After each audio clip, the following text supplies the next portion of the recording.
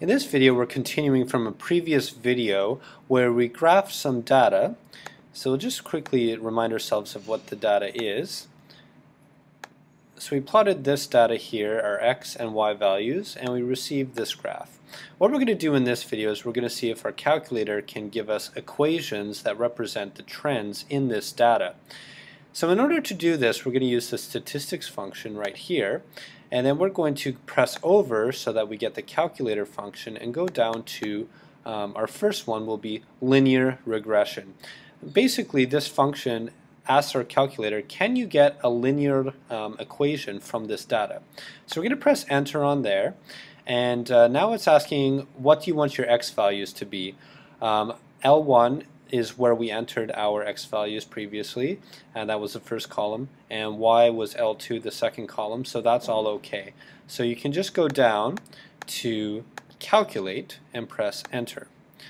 Now what it's going to do is it's going to give you a linear equation, ax plus b, where a is equal to this value and b is equal to this value. Now what I'm going to do is I'm going to jot that down, and just over here. And then I'm going to go to stat again, and I'm going to ask the calculator if it can try and give me a quadratic for this. Now quite frankly, obviously from the graph it didn't look like it was going to be quadratic at all, but let's see what happens. So if we click the quadratic regression, it's going to try and find us a quadratic equation. Again, the x and y, x was L1, y was L2, so we just go down to calculate, press enter. And you know what? Even though it's to our eyes we could see it was not quadratic, it is going to give us an equation. So let's go along with the calculator and see what it ends up giving us. So I'm going to copy that down as well as the equation. So the a is this, the b is this, and the c is this. So right now we're going to go through a few different options to see which one of these equations is correct. Now our first option, which we can call sort of like option 1, is graphically. So what we'll do is we'll go to y equals and we'll graph each one of these lines. So I'm going to go 0.71, 714, 2857, and then x, and then I'm going to add 0.025. So I'm just taking the linear equation it's suggested, and I'm plotting it as my y1, and then I'm going to take my y2 as the quadratic. So in this case 0.0583 repeated, so I'm just going to add a few in there, x squared minus 0.5726190 476, and then plus 6.85. And what I'm going to do is I'm just going to go back over here and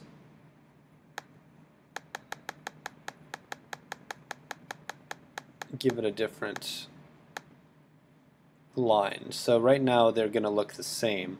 So what I want to do is select this option and then press enter on it, so that it can give me a thick line. So the thicker line when I graph it will be the quadratic.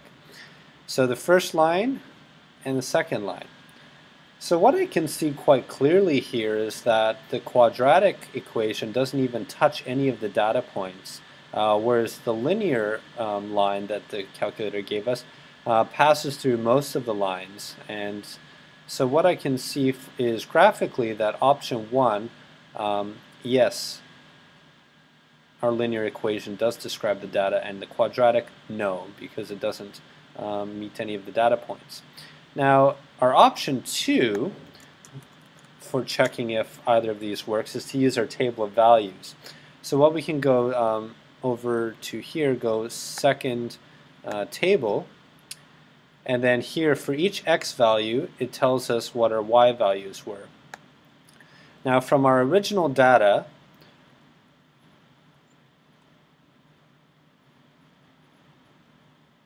let's just remind ourselves of what the original data was. So let's go back to our list, and we knew that when x was 8, y was 6, and when x was 10, y was 7. So let's just take a look at our table and see which one of our functions matches that. So when x was 8, y was 6, so 5.7, our first linear line, this is y1, is fairly close, but our y2, 10, is not even really close. And then our second one, really when it was 10, then y should have been 7. And so again, that's very, very close. But if we take a look at the y2, the quadratic function, it's not even close. So what we can see from the table of values is that what we're getting from y1, which was, our linear equation, and what we're getting from y2, we can see that y1 is matching the values better than y2. So using the table of values, we can see that yes, this does match the data, and you could describe that. Option 3, of course, is we can go just straight up into the algebra. And what we can do is choose any x value from our table of values. So choose any value of x. So we've been using 8 so far for the first one. And substitute it into our two equations and see what it gives us. Now obviously it's going to give us the same values as what's in the table of values right now on the calculator. But this is just another way to go through it. So I can substitute 8 as my x, and then if I do that, I get the 5.76, and that matched what was over here. And again, I can talk about this being close to the value of 6, which was given in our original data set. And then what I should do is not just do that once, I should also try this with two other values of x and see if those equations give me similar values to what's in my original data set. And then if I do the same thing for the quadratic function, what I can see is that when I substitute 8 in, I'm going to end up with a 10.01, and I should be getting 6, so I can see that really this is not close at all, and I should repeat that with a couple more values of x. So basically, what you should take from this is that your calculator will try and give you an equation for whichever one you choose. So when you go stat calculate, no matter which one you choose, it's going to try and give you an equation. What you have to do is then ask yourself, does the equation that the calculator gave you fit the data that you were actually given? And so there are three ways to do that. You could do that graphically and compare, or you can take a look at the table and compare the values to your original data set. And your third option would be to just start substituting values in and comparing them to your data set, again, your original data set.